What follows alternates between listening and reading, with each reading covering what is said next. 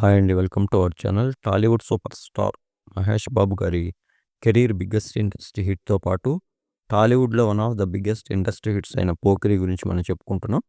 అంతకుముందు 'దేవదాస్' సినిమా ద్వారా హీరోయిన్‌గా తెలుగు తెరకు పరిచయమైనటువంటి ఇలియానా గారిని 'పోకిరి'లో హీరోయిన్‌గా తీసుకున్నారు. నిజానికి మొదట ఈ సినిమాలో హీరోయిన్‌గా బాలీవుడ్ నటి ఆయేషా టకియానైతే ఎంపిక చేశారు. కానీ కొన్ని కారణాల రీత్యా ఆమె స్థానంలో ఇలియానా గారిని తీసుకోవటం జరిగింది.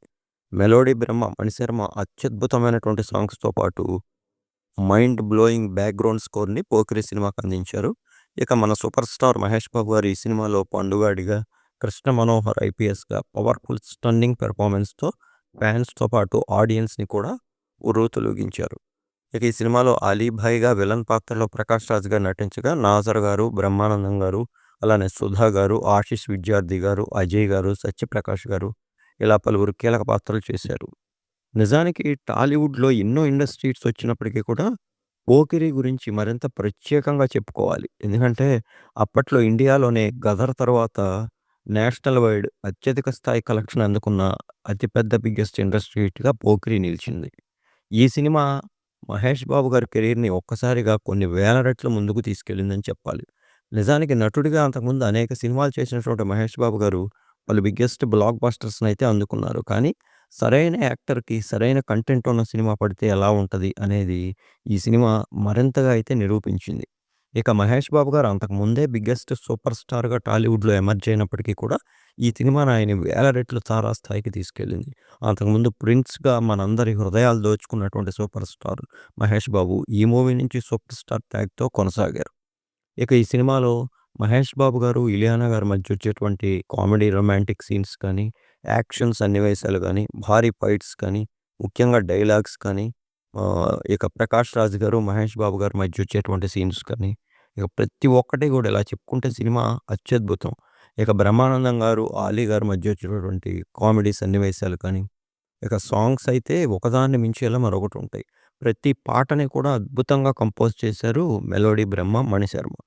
'పోకిరి' పాటలు అప్పట్లో ఏ స్థాయిలో ప్రభంజనం సృష్టించినాయంటే, ఏ గల్లీకి వెళ్ళినా 2 తెలుగు రాష్ట్రాల్లో ఎక్కడ విన్నా కూడా 'పోకిరి' పాటలే. ఆ స్థాయిలో ఈ సినిమా అత్యద్భుతమైనటువంటి ప్రభంజ సంచలనాన్నయితే సృష్టించింది. ఇప్పటికీ కూడా 'పోకిరి' ఎన్ని సార్లు రిలీజ్ చేసినప్పటికీ కూడా మంచి కలెక్షన్స్ అయితే అందుకుంటుంది. నిజానికి టాలీవుడ్‌లో రిలీజ్ అనేటువంటి కాన్సెప్ట్‌ని మొదట 'పోకిరి' ద్వారానే ప్రారంభించారు. ఇక 'పోకిరి' సినిమా దర్శకుడు పూరి జగన్నాథ్ గారి గురించి చెప్పుకోవాలి. ఈ సినిమాని ఆయన ఘట్టమనేని మంజుల గారితో కలిసి ఇందిరా ప్రొడక్షన్స్, అలానే వైష్ణవ్ అకాడమీ సంస్థపై గ్రాండ్ లెవెల్‌లో అప్పట్లో మంచి ప్రొడక్షన్ వాల్యూస్‌తో ఎక్కడ కాంప్రమైజ్ కాకుండా తెరకెక్కించి నిర్మించారు. ఇక పూరి జగన్నాథ్ గారి టేకింగ్‌కి మహేష్ బాబు గారి స్టన్నింగ్ పెర్ఫార్మన్స్ తోడై ఈ సినిమాని అతిపెద్ద సంచలనంగా మార్చాయి.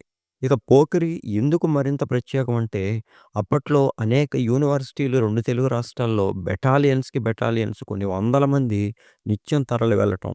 అనేక సెంటర్స్‌లో ఈ సినిమా వందల రోజులు అంటే దాదాపు 80 రోజులు, 100 రోజులు కొన్ని చోట్ల హౌస్‌ఫుల్ బోర్డులతో ప్రదర్శించుకోవటం. కొన్ని చిన్న చిన్న సెంటర్స్‌లో కూడా సిల్వర్ జూబ్లీ జరుపుకోవటం 'పోకిరి' యొక్క ప్రత్యేకత. మరీ ముఖ్యంగా మరింత ప్రత్యేకం అని చెప్పడానికి ఒక విషయం ఏమిటంటే అనేక సెంటర్స్‌లో 'పోకిరి' సినిమా ప్రదర్శితమైన చోట చిన్న చిన్న సెంటర్స్‌లో కూడా మన సమోసా బండి వాళ్ళు గాని, అంటే సమోసా క్యాంటీన్స్ ఉంటాయి కదండీ! వాళ్ళు గాని, మన సైకిల్ స్టాండ్ వాళ్ళు గాని, కూల్ డ్రింక్స్ వాళ్ళు గాని చాలా భారీ స్థాయిలో డబ్బులైతే వెనకేసుకున్నారు. మరింత కామెడీ అనుకోకపోతే బ్లాక్‌లో టికెట్లు అమ్మేవారు సైతం కూడా భారీ స్థాయిలో డబ్బులు ఆర్జించి పెట్టినటువంటి సినిమా 'పోకిరి'. ఆ స్థాయిలో భారతీయ సినీ చరిత్రలో 'పోకిరి' ఒక ప్రత్యేకమైనటువంటి స్థానాన్ని సంపాదించుకుంది. మరొక కీలకమైన ముఖ్య విషయం ఏమిటంటే, ఇది దాదాపుగా చాలా భాషల్లో రీమేక్ అయిన ప్రతి భాషలో కూడా భారీ విజయం అందుకుంది. అది 'పోకిరి' యొక్క మరొక ప్రత్యేకత. నిర్మాత పూరి జగన్నాథ్ గారు ఈ సినిమా ద్వారా భారీ స్థాయిలో లాభాలార్జించడంతో పాటు, అటు నిర్మాతలు, బయ్యర్లకు కూడా కని, విని ఎరగని రీతిలో సంచలన స్థాయిలో లాభాలనైతే 'పోకిరి' అందించింది. ఆ విధంగా మహేష్ బాబు గారి కెరీర్‌తో పాటు టాలీవుడ్ కెరీర్‌ని కూడా అప్పట్లో ఎన్నో ఏళ్ల పాటు టర్నింగ్ పాయింట్‌గా నిలిచినటువంటి 'పోకిరి' గురించి నిజానికి ఇలా చెప్పుకుంటూ ఉంటే ఎన్నో గొప్ప విషయాలు చెప్పుకోవచ్చు.